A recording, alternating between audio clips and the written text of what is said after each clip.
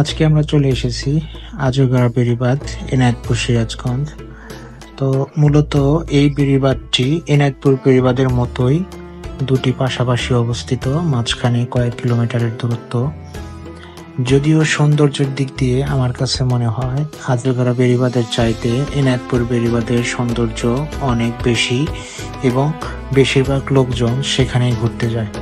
তবুও আজকে আমরা চলে আসলাম আজগরা বেড়িবাঁধে, দেখতে আসছি যে কি অবস্থা।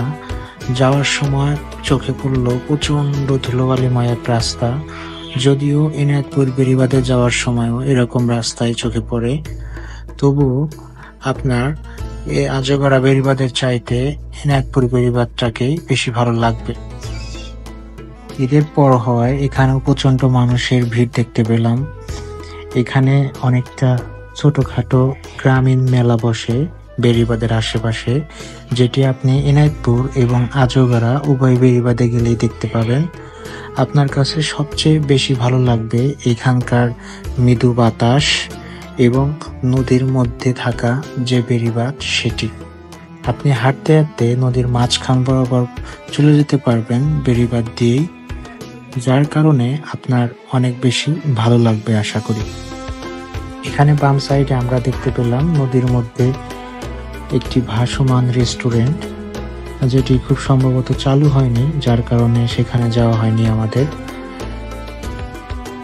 আমরা সামনের দিকে যেতে থাকলাম এবং আমাদের গন্তব্য হচ্ছে বেড়িবাঁধের মাঝ বরাবর যে রাস্তা সেখানে।